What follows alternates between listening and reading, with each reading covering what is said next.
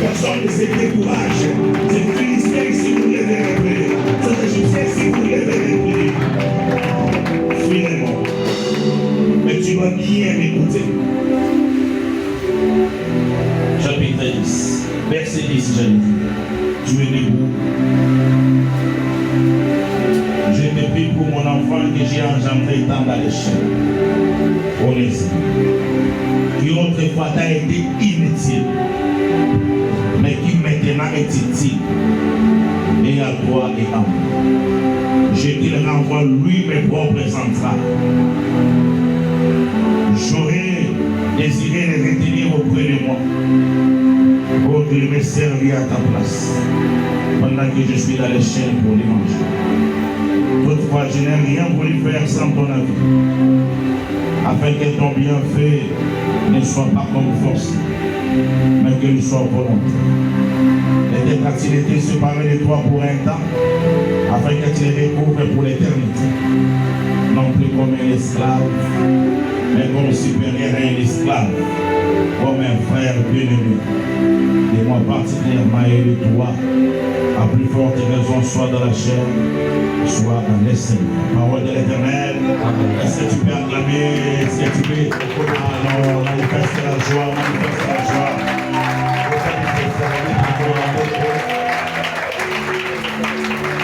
Il y a rien, ça ne va pas avec toi.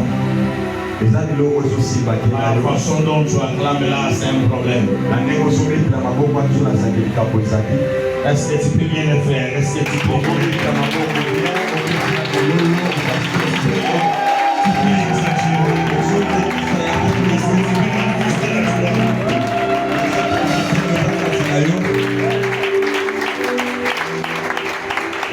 Amen. Amen. Salut ton bien-aimé. Saisis sa main. Saisis sa main. Saisis la main de ton frère. Tu fixes le regard. Ce n'est pas toi qui lui parles. C'est papa qui parle. C'est le père de la maison qui parle. Alléluia. Écoute ce que tu lui dis.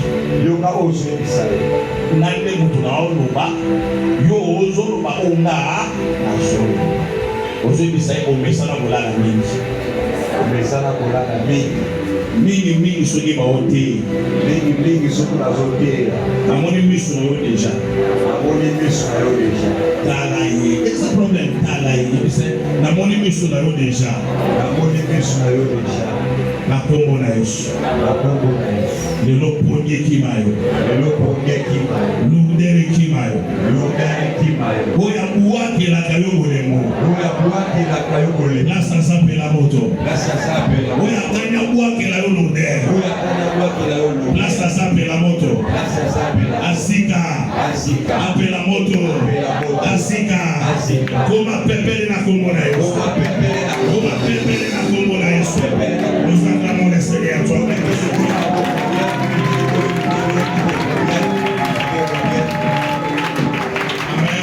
Amen. Si les conditions n'évoluent pas dans ta famille, si jusqu'aujourd'hui il y a des plaintes, il y a encore de la famille, c'est de ta faute. C'est à cause de toi. Tu vois ces grandes familles-là, Dieu les a donné un nom. Dieu les a envoyé une solution. Toi, quel que tu es assis, tu es la réponse à leur question. Tu es la réponse à leur question. Tu es la solution à leur problème. Mais le problème est que les géants là, l'homme fort là, la femme forte là, qui est en toi, ne s'est pas encore levé. Je prie que ce soir, je prie Dieu, je lève ma main en qualité de prophète. L'homme fort qui est en toi, qu'il se réveille aujourd'hui. La femme forte qui est en toi, qu'elle se réveille aujourd'hui. Quel est donc qui est en toi, c'est manifeste aujourd'hui. Je vois qu'il aura un avant et un après ce matin. Et la loi de l'entendement. Très important. Vous vous rappelez hier, je vous ai parlé d'Imilou. Vous vous rappelez? Parce que vous vous rappelez très bien ce que je vous ai dit par rapport à ce chien-là. Ce chien qui est sauvage, conditionné par sa nature. Amen. Amen. Il mange par terre. C'est normal. Quand il vomit, il mange ses vomicides. C'est lié à sa nature. Jusqu'à ce moment-là, c'est normal pour ces chiens. Écoutez-moi, hier je vous en avais parlé. Aujourd'hui je vous en parle encore. Pour la meilleure compréhension, pour que ça reste ancré au fond de toi, jusqu'à ce que le maître arrive. Quand le maître arrive, il prend le même chien qui est conditionné dans cette nature sauvage.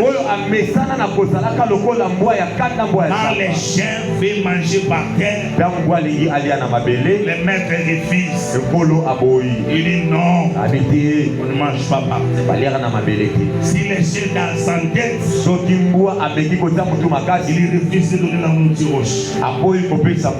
Jusqu'à ce que ces chiens va commencer à manger dans l'assiette. Amen. Amen. Amen. Amen.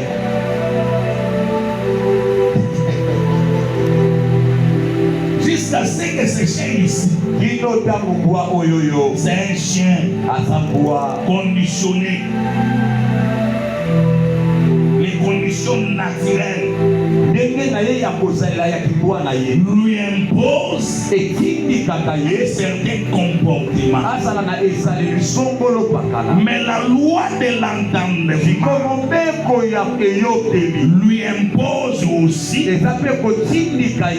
autre comportement. Une condition de vie qui est diamétralement opposée à sa condition sauvage. Ça va? Amen. Ça va? Amen. Jusqu'alors c'est un chien. Ce chien-là, on peut remarquer qu'il est trop carnivore. Comme moi j'aime Berchalma. Il était trop carnivore. Il dit non. Il exagère. Il est trop carnivore. Je dois trouver l'équilibre. Comment intégrer un autre régime alimentaire? Au début, c'est difficile. Il est refusé. La loi de l'entendement. Il commence à manger autre chose que je lui présente. Mais c'est un chien. Mais toi, tu n'es pas un chien. Tu es plus qu'un chien. Il y a la condition de ta vie. C'est la réalité de votre famille. Aujourd'hui, c'est Onésime. L'exemple ici, c'est Onésime. Onésime est né dans une société où la servitude, être esclave, c'est légal. Accepté par la loi. Ce n'est pas une fatalité comme à ce jour. Et le fils d'un esclave est un esclave. Le maître de ton père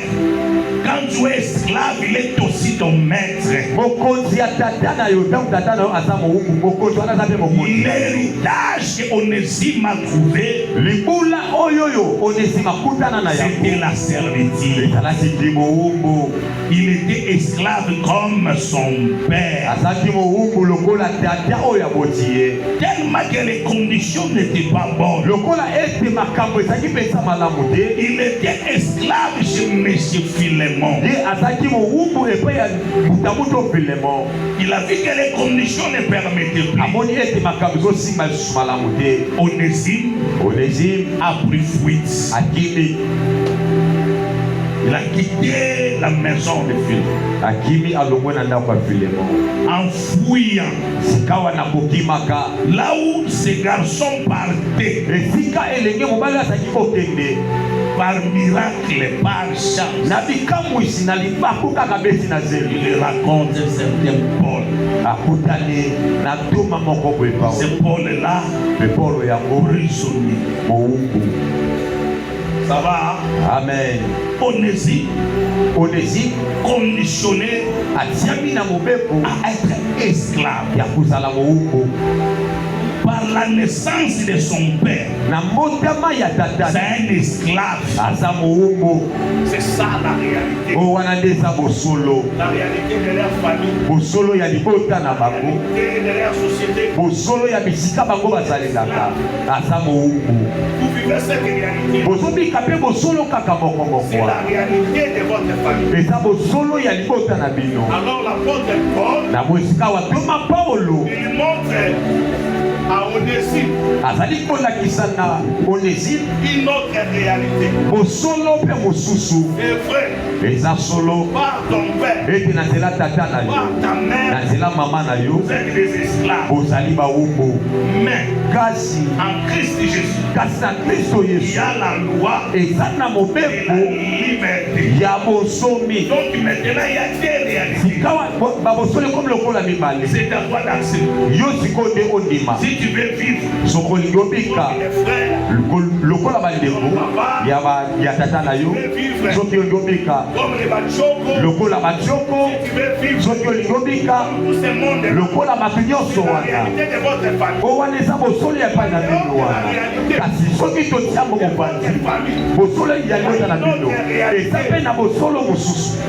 Amen. Amen. Il faut maintenant quelqu'un pour te parler de cette réalité. Réalité qui est spirituelle. Amen. Amen. Amen. Amen.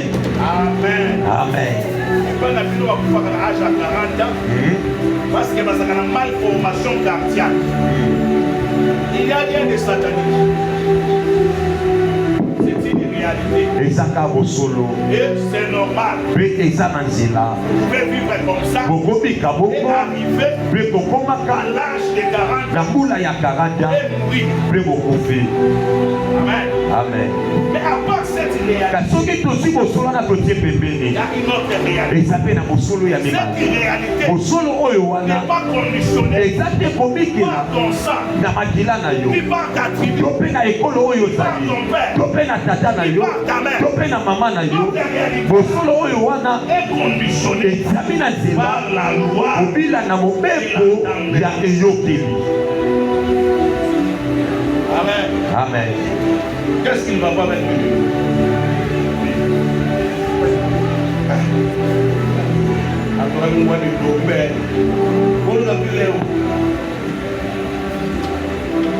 C'est conditionné par la loi de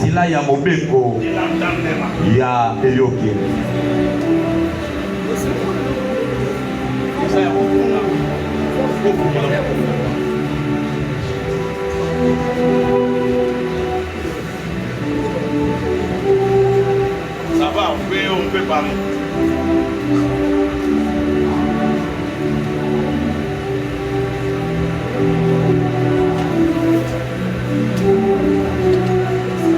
Là, il va finir.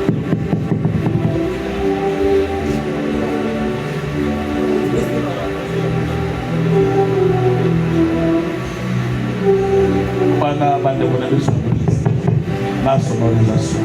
Amen. Amen. Vous pouvez que la maman n'a pas beaucoup de acclamez nos frères, acclamez. Amen. Amen.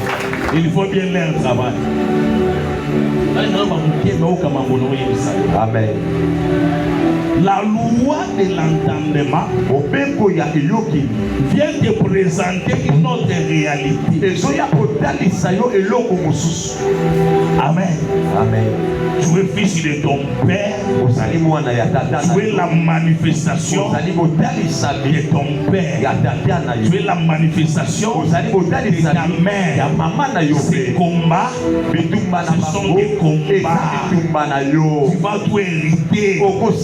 Les marches, la façon de parler, la morphologie.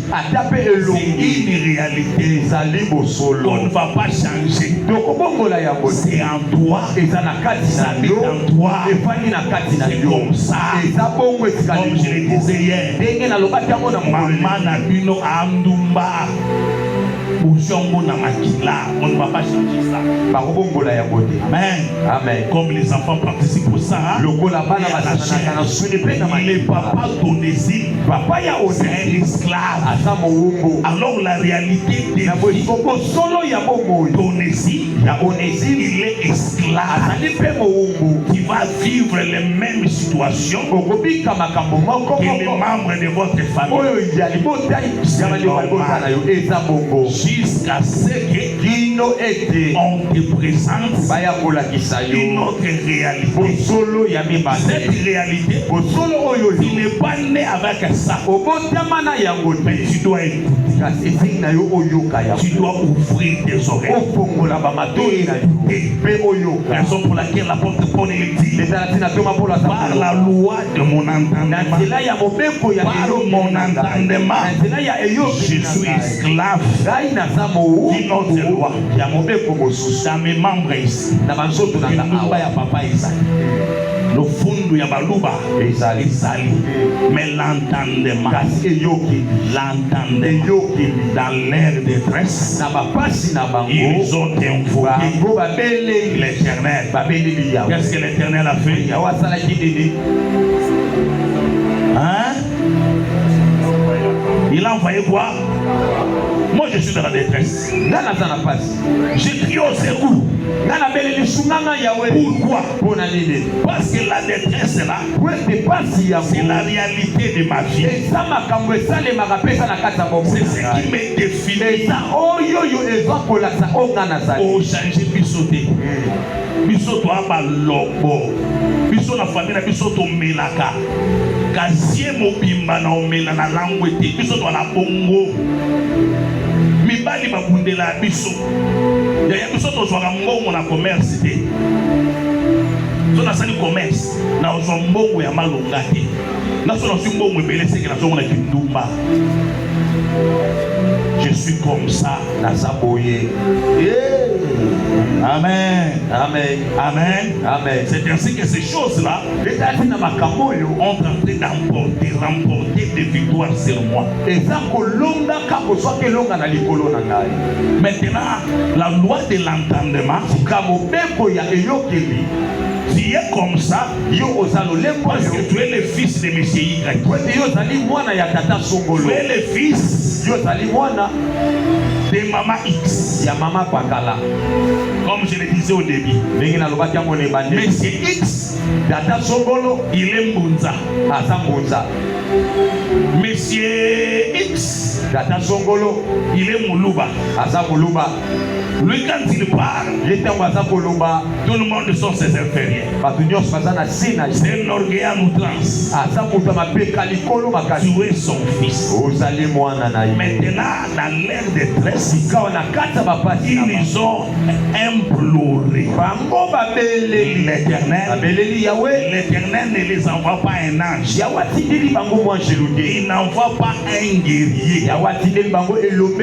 l'Éternel les a envoyés la parole pour qu'ils écoutent la parole, pour que la parole leur présente une autre réalité. Il n'est pas la réalité de leurs membres, une autre vérité. Amen. Amen. Qui n'est pas la vérité de leur famille. Amen. Amen. Amen. Notre Père qui est aux cieux. Notre Père qui est aux cieux. Je vous ai demandé ici, j'ai dit, on lui dit, montre-nous comment nous devons prier. Bah, Lui, il dit, quand vous priez, dites votre Père qui est aux cieux. Notre Père qui est aux cieux. Alors tu vois, notre Père qui est aux cieux. Notre Père qui est aux cieux. Ah, c'est-à-dire nous avons aussi d'autres pères. Mais nous avons d'autres pères qui sont des Mbunza, d'autres pères qui sont des Nekongo, d'autres pères qui sont des Balobo. Comme les enfants participent aussi à la chair, nous avons participé à la chair des Nekongo et des Baluba. Nous vivons les réalités. Maintenant, la parole nous présente un autre père. Ce père-là n'est pas Nekongo. Ce père-là n'est pas Muluba. Ce père-là n'est pas Mbouza. Ce père-là, il est céleste. C'est-à-dire, il a la chair ici. Je vis la réalité de mon père. Mais par la loi de mon entendement, je vais vivre une autre réalité. C'est une réalité qui est céleste. Amen. Amen. Amen. Mamuna oloboyo. Kozomo ni poli kolote. Et ça ya besoin de kolote. Et ça passe. Ya passe. Il faut essayer que je te parle. Il faut que je te parle. Que je te présente autre chose. Que je te dise, c'est vrai, dans votre famille, il y a ceci, il y a cela. Mais la parole que je t'amène est esprit et vie.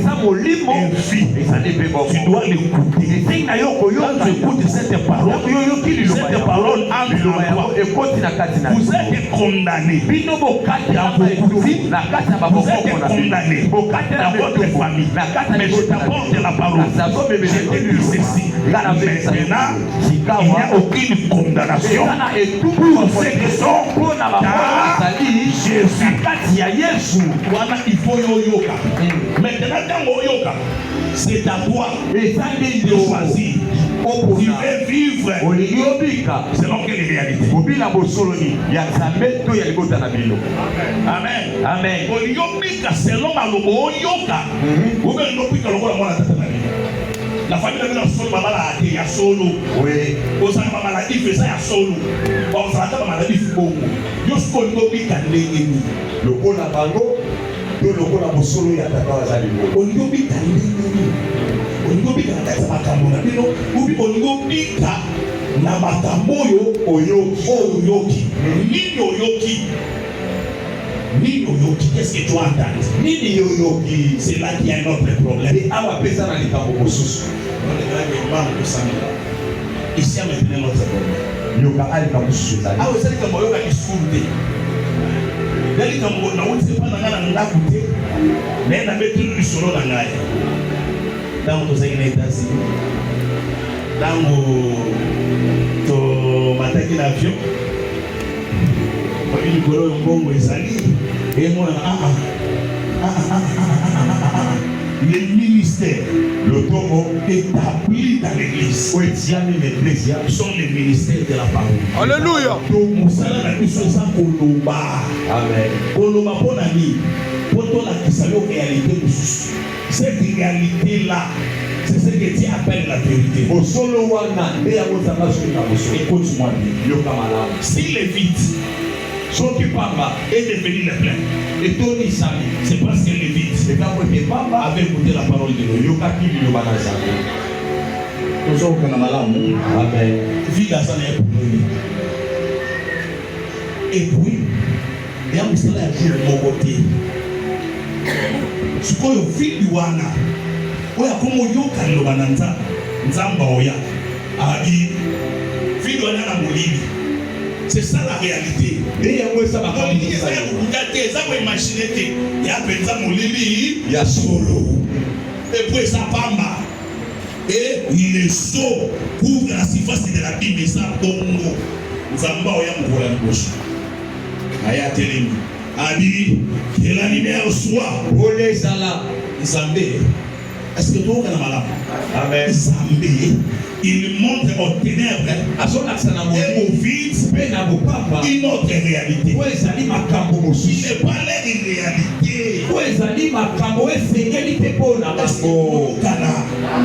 Est-ce que ça va? Ils ont vendu la malade. Il faut vendre la bière. Zamba ya kutu molili ndeko sango. Wana kata molili. Otika avant Zamba loba, batikala ko ka solata ya lumière. Et c'est là que comment on a dit.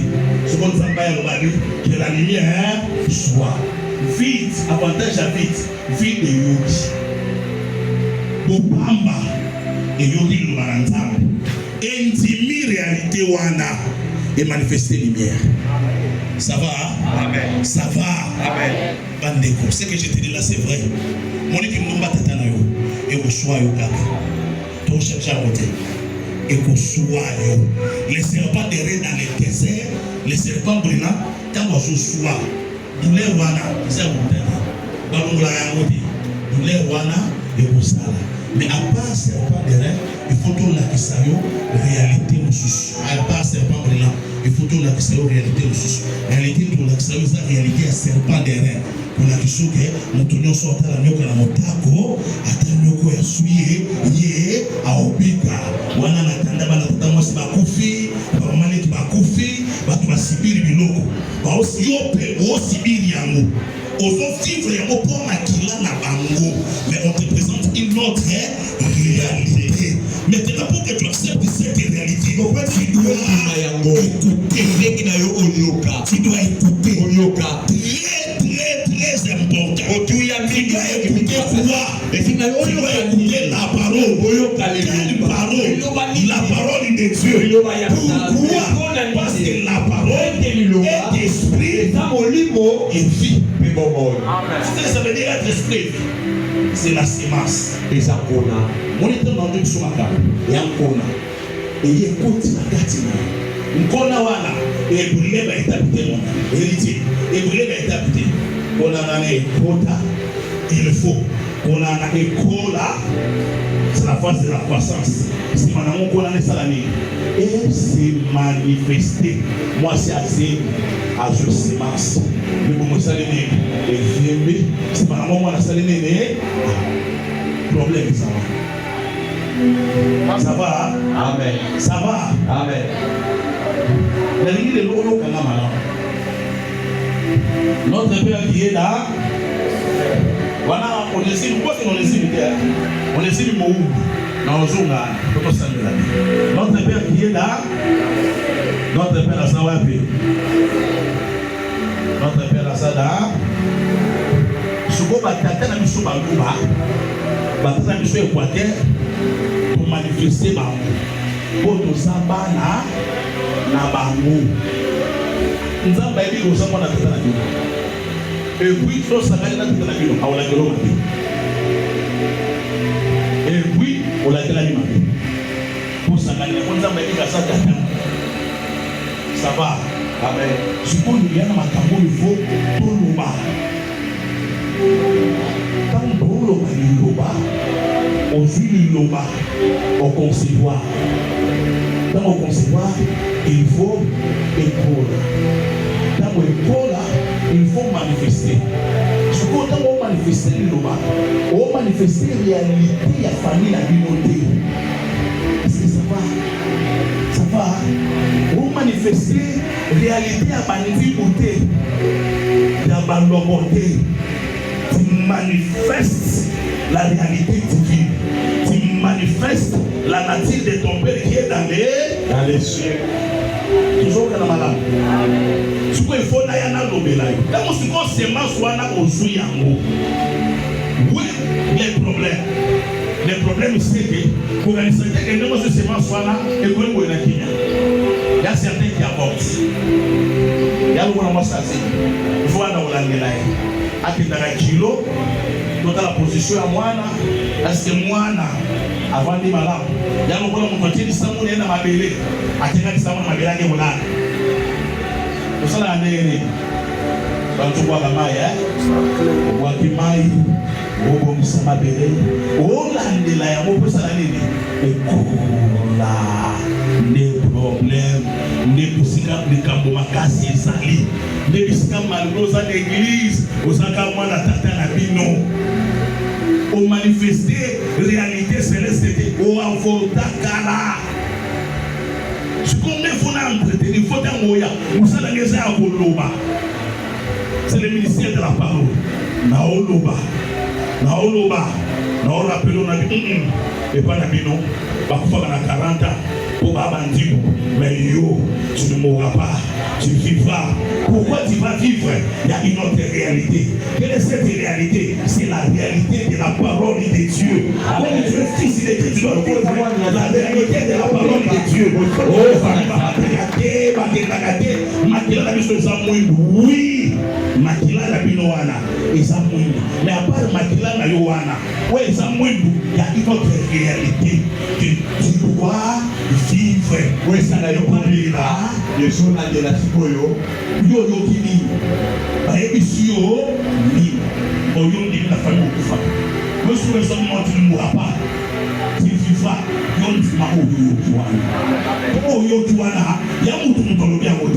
C'est la parole créatrice. Cette parole au Soyo Kayango et Matokela nous selon parole. Amen.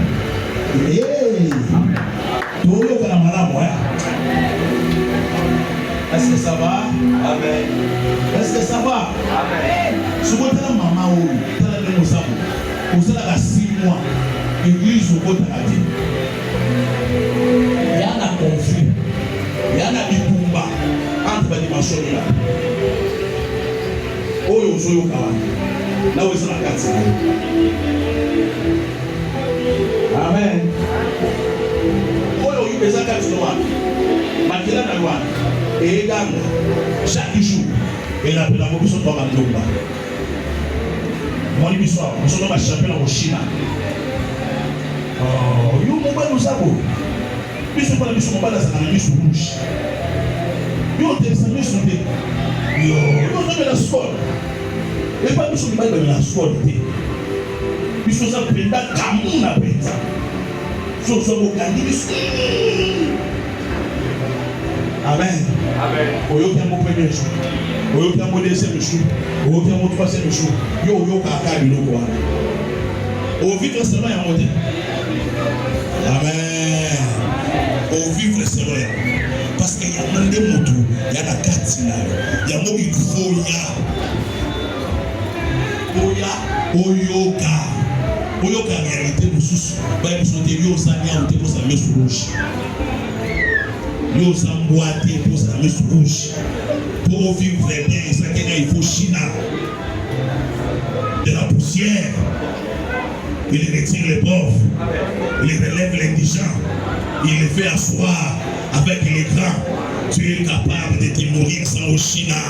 Il est capable de te donner une position sans au China. Là maintenant, lorsque tu écoutes ça, tu vas faire un effort pour vivre selon ce que tu es. Amen. Amen. Amen. Amen. Est-ce que tu as eu un malam? Amen. Tu as eu un malam? Amen. Quand le messager a joué l'Apocalypse, pour la l'église, que celui qui a des oreilles, entend ce que l'Esprit dit, celui qui a quoi? Les oreilles. Face quoi? Donc l'église n'a pas de marche. Il doit vivre dans la loi et entendre. Koyoka. Nous sommes obligés ya koyoka. Yango na mobeko na nzambe. Litono ya libo liboso nzambe alobaka boye écoute o Israël sala nini yoka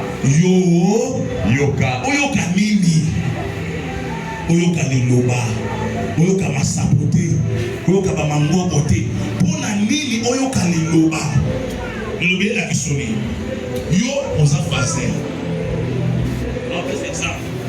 bafaser oya brigand soki ntango nazo koyebisa yo est-ce que ça va? Est-ce que ça va?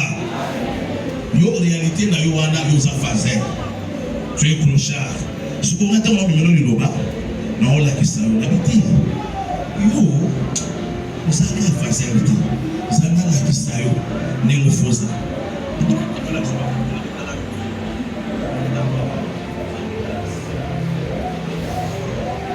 boye po osungaki po avant osunga ozali mpe na vie ozovivre oyo eza vie avant après péché mais vie na yo akosunga yango etala ndenge olango sokotani yo bati otala ozwi foi ondimi mambo na oyebisa oyebi ate pana biso tokofa na tuberculose c'est pas se maîtriser et nous avons été guéris. Alléluia. Yosuko okufa na tuberculose te.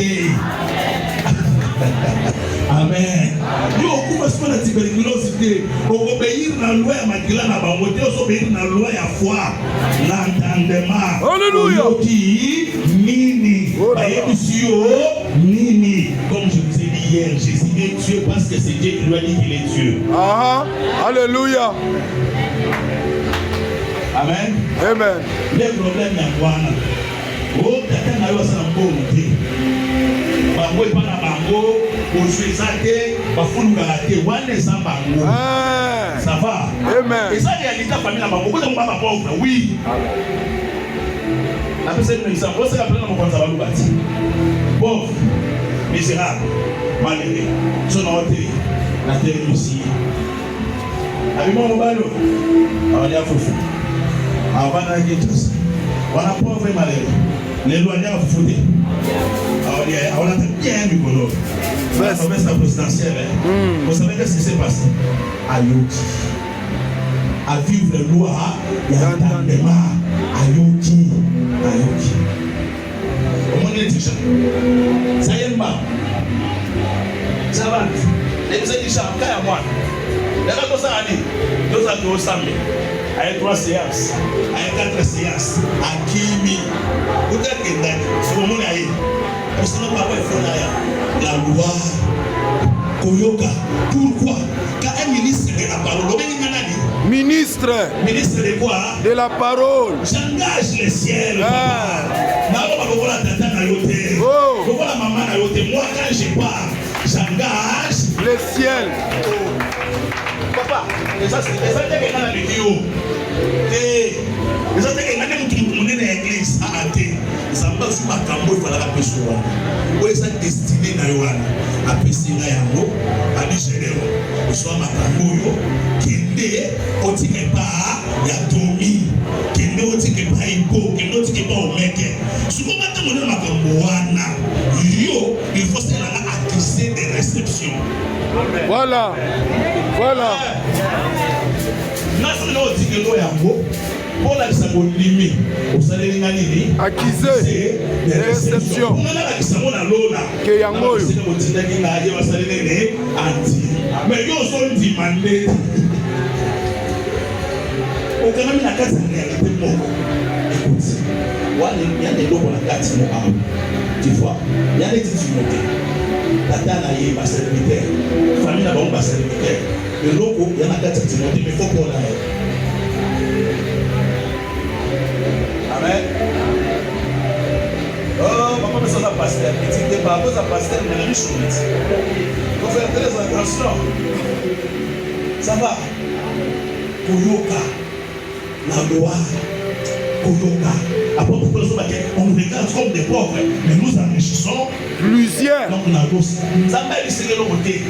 Ça va être ce que l'on a mangé. Et la CP. La moté managaï. Et CP. Azala, je suis dans l'intimité. étant monté en haut, l'a il amené l'a amené et il a fait des dons aux hommes. Papa, kaboyi, ozoka personne qui l'autre. Baba mai na makila bazo ba debasu azui bango. Azui bango hernie. Azui bango na ndoto. Azui bango na mort. Azui bango na butu. Abi état monté en haut. Il a amené des captifs. To komi na trône. Ayebi sitatana. Akomoni musala na zo sana mabele wa. Moni ba oyo. Voilà.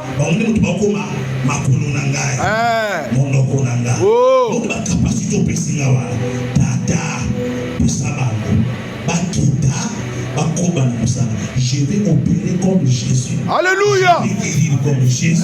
Je vais bénir comme Jésus.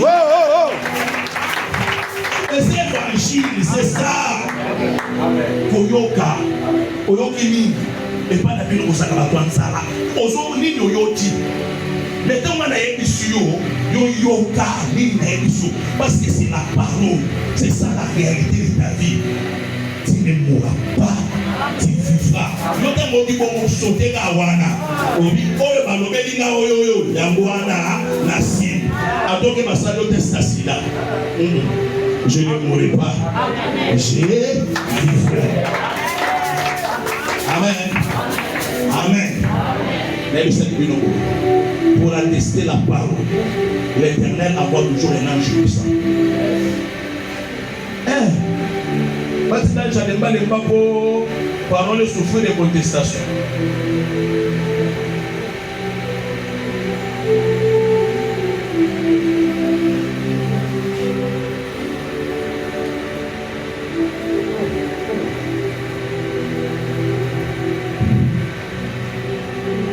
C'est ça le problème. On ne passe dans la sentiment. Ça passe dans la case de l'émotion. Et on ne passe pas ça. Maintenant, si on veut vivre la réalité de la famille de la communauté, quand on hésite, à qui me finalement, à qui me comme esclave. Pour nous, la loi, il y a des esclaves. Papa, et ça exercice moulay, et ça minondo. Bakomela l'État, bakomela ba Romain. Pas de sécurité comme esclave ici, calamula. Apôtre Paul, Babylone n'a son éternel Thomas Paul. Thomas Paul a joué en grenaille. A combien de filets? A des filets non. Naïb. Onésime. A qui m'a dit? Et pas naïwan. Comme esclave. A dit mais. Philémon. Yéba. Que Onésime est mon fils, que j'ai engendré dans les chaînes. Alors je n'ai pas d'ailleurs. Pour considérer une source comme esclavité, comme supérieur à un esclave, on les laisser. Ça acte légal à comité.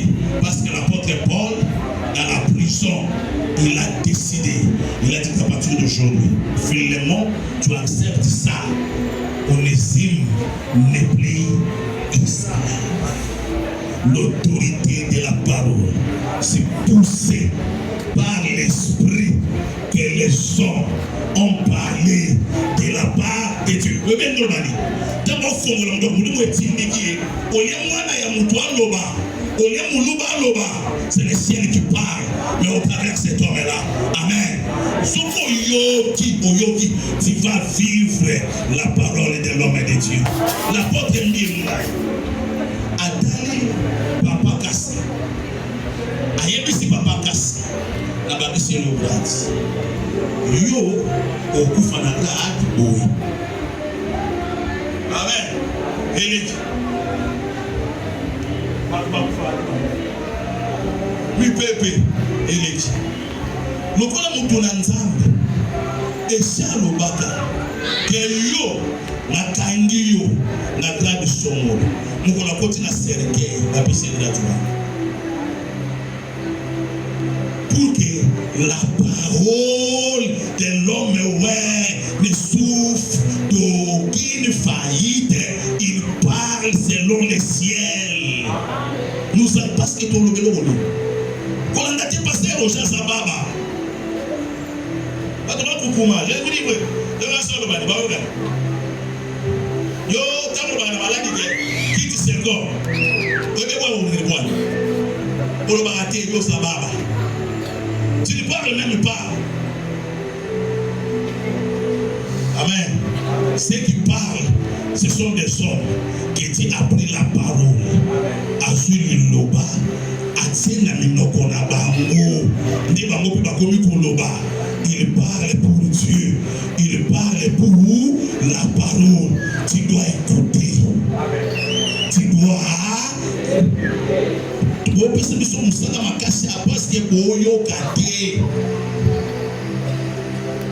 Vous n'écoutez pas. Quand tu écoutes ça, Yoka, Liboma, tu dis ah, la terre ça Binonde ça a bon, mais pour l'anga et à bon côté, parce qu'on m'a dit autre chose. Mais singa makambo. Et si tu lis ça dans ta tête, et si Mamono ba malade, malade, il y a la katanzoto. Et la carte, on a malade, mais il y a le singa mamochi. Baby singa ni, baby singa na kufa la sécurité. Bibenge, et le big malade, et c'est incurable. Et si la raté, maintenant la mission soit guérie. C'est ça, écoute. Maman la choura, la sida, oui, vite. Tout ça là, on a pasteur là. Abi dimanche, tout ça, on a service en moindre. Tiens, il y a un côté d'enveloppe et tout ça. On check sur les 10 000 francs, sur les lignes, il y a un moindre, à tout ça. Même si tu es guéri de ta maladie, sida ici. Il y a des gens qui m'ont dit cette femme, elle m'a étonné. Ndenge no baka musangati. Ayemba la moko. À peu près c'est la vie papa. Nakati bis. Baby singa kana bitch. Oh. Souvent ça on a sami pepe. Souvent na soni mwana mtu lavali na kiti. Abisinga papa na kiti. Nabisi osala. Ndenge muli mosalele pendekyo. Si lelo si de kenda to kenda te. Webi pona ni. Elai. Ayoki. Tango ayoki atali mambo mingi na bango baka. Na oyo baba pona sida azwa mosalele akunti yango. Ayoki abiteli ki elma etiti. Esilinga na salele ni na big. Des problèmes là. Des problèmes. Yango moni to sakoli. Soko songi na fi. Okutena difficulté. Okobi vraiment. Parce que papa no baki vraiment na confiance te. Wana na papa. Oye mamawa. Wana soko. Obeta na papa ni solo. Père. Na on comprendre te maquiller kanji. Kotiki la kamakila na yota et gangate. Yo loba ça va s'accomplir. Ça s'accomplira certainement. Ça va s'accomplir. Non, vivre selon loi va s'accater. J'ai écouté ce qui m'a été dit de l'autre côté. Je ne vais pas mourir, je vais vivre. Amen. Ce côté, on a même l'eau parole. On a même l'eau maloba. On a même l'eau sentiment. Et ça pour osala transformer à la même image. Ça va? Est-ce que tu es au Ghana? Wana bokasi moko incroyable na kati. Tu es terrible. Tu es redoutable. Alors, pour bokasi wana, ils sont forts et se manifester. Non, la kisa no parole. Non, la kisa no parole. Mais mon nom faut ça. Et pour bibi tu feras ça pour eux. Au bandi koma ndenge liloba esalaka. Tu es la tête et non la queue. Tu seras le premier et non le dernier. Personne ne tiendra devant toi. Quiconque se tiendra devant toi, il tombera sous ton pouvoir. Sous ton pouvoir,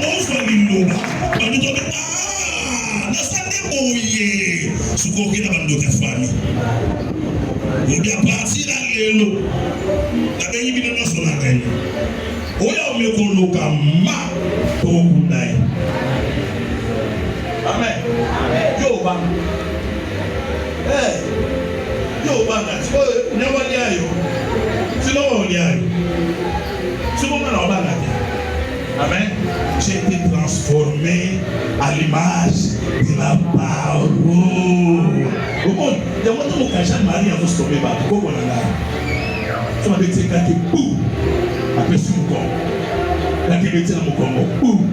À moi la moisse. À la qui ça pour les têtes. Tu m'as dit que pour les têtes. Faut le faire le dans mon âme. Sur mon petit garçon.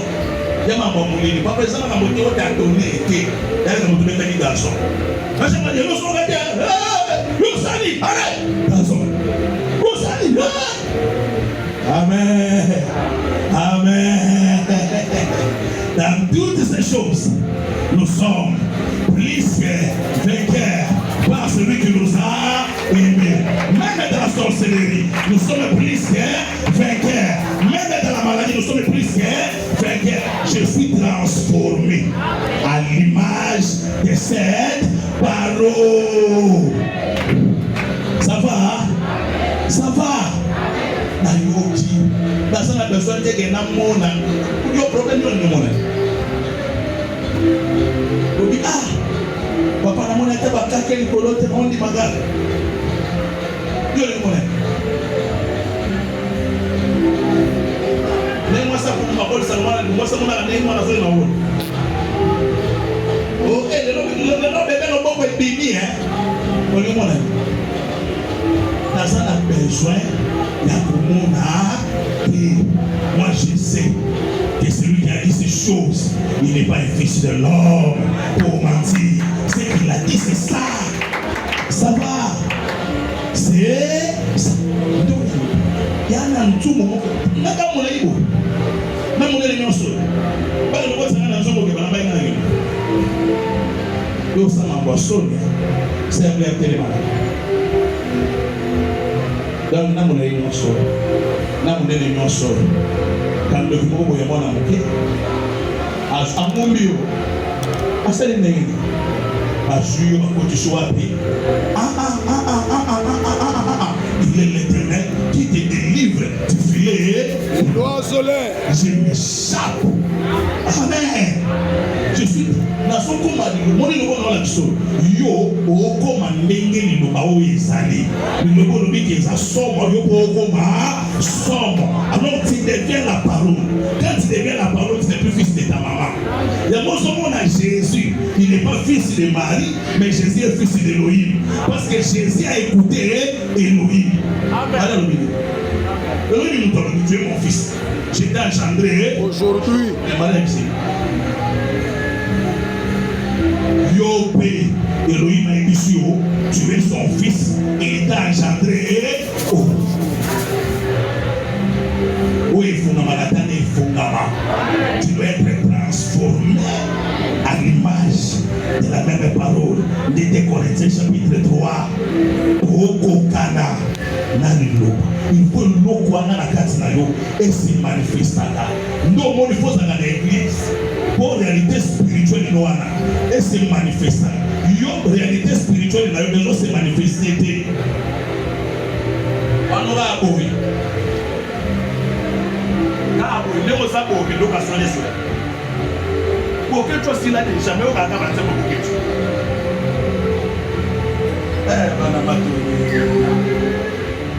Ça va?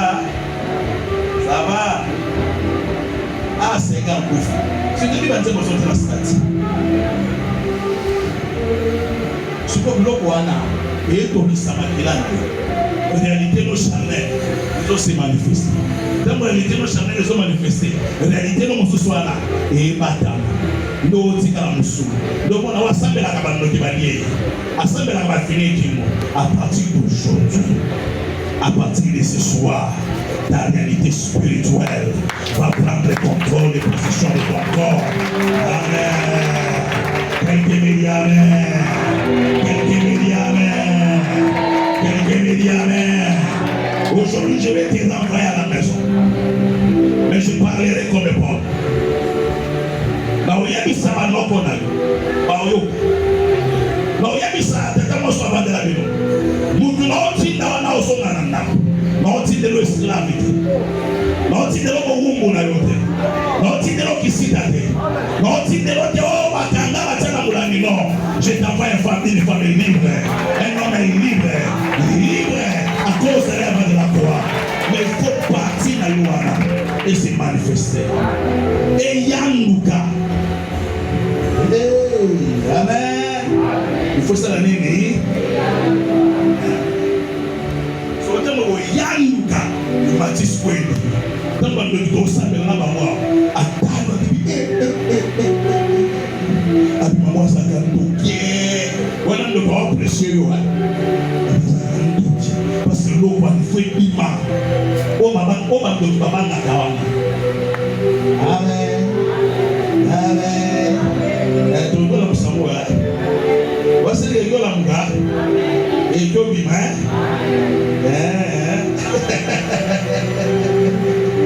Toki chuba wana kuga. Okomi kuga. Amen. Ma frère, et puis le bon écho ganga. Et puis bima. Hein? Oh. Donc tu y initial. Et indi pays. Donc il me consomme l'anda pour le bi. On a coûté à la naïe. N'avez déjà mon akokoma. Mais ba bisi na baba kisala fukati. Façon na ese. Wewe ndio ndo wote soto sabela ba mo samasiki. Zamba bisana wodi ke mo satamoni batini ndo wa mkono. Wo se la beleza. Ndo ka mkono tamboni bolongo na. So on appelle les katana bisala ba la sorcière. Vai kwa mvutia ndorasa ayisinga abe tango sambe tambula na fenori so tamboli na olivio ba na personne senga bi na personne ba mosel mais ba moi mingi beaucoup de gens qui le font ça peut-être dans beaucoup mal ça beaucoup félicitations na donc c'est beaucoup de basa qui na moi mais beaucoup basa tombe. En tout cas, quand nous avons beaucoup de gens et c'est dans les mots, et c'est dans les quatre, et vous avez la scène.